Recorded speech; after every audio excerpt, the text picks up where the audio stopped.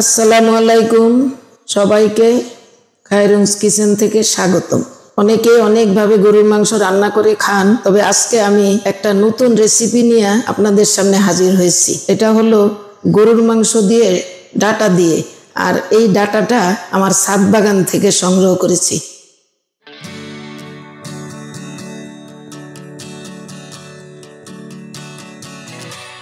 এখানে আমি 1 কেজি পরিমাণ গরুর মাংস ধুয়ে নিয়েছি।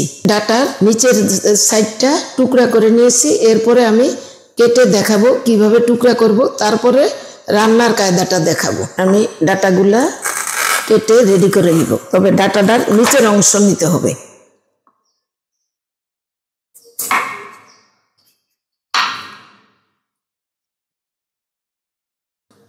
এই যে এইভাবে খোসাগুলা ফেলে দিয়ে এইভাবে ছিলে নিব।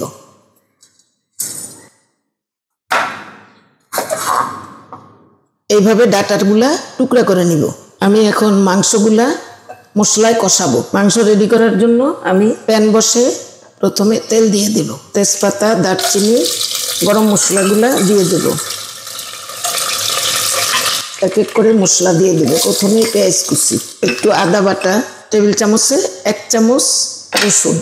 রসুনটা কিন্তু একটু পিষে দিয়েছি, রসুনটা মিহি হবে না। টেবিল চামচে 1 চামচ জিরা ধনিয়ার গুঁড়া, 4 চামচে 1 চামচ লবণ, 4 চামচে 1 চামচ মরিচের গুঁড়া এবং 1 চামচ হলুদের গুঁড়া। একটু পানি, মশলা যাতে না পুড়ে। 4 চামচের হাফ চামচ গোলমরিচের গুঁড়া, কিছু টমেটো, মাংস দিয়ে দেব। কষানিতে দিয়ে দিলাম। কষানি হয়ে গেলেই আমি পানি দিয়ে সিদ্ধ করে নিব।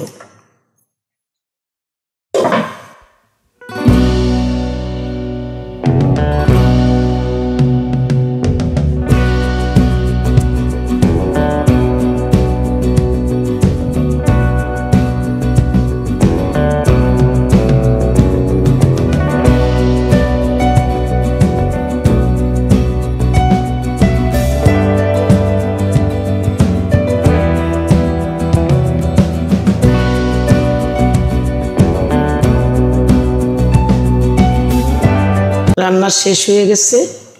এখন আমি দেখাবো ডাটাটা কিভাবে সিদ্ধ হয়েছে। এই যে দেখুন, এই যে ডাটা সিদ্ধ হয়ে গেছে। এই ডাটা সিদ্ধ হয়ে গেছে। একটু বেরেস্তা দিয়ে দিব। তৈরি হয়ে গেল ডাটা দিয়ে গরুর মাংস। ঠিক আলু দিয়ে অনেক সময় আপনারা যেভাবে রান্না করেন ওইভাবেই রান্নাটা হবে। আমার এই আনকমন রেসিপিটা আপনারা অবশ্যই একটু ট্রাই করবেন এবং রান্না করে খাবেন। খেয়ে আমাকে জানাবেন কেমন হলো। আজকের জন্য আপনাদের কাছ থেকে বিদায়। আবার হাজির হব নতুন কোনো রেসিপি নিয়ে। আল্লাহ হাফেজ।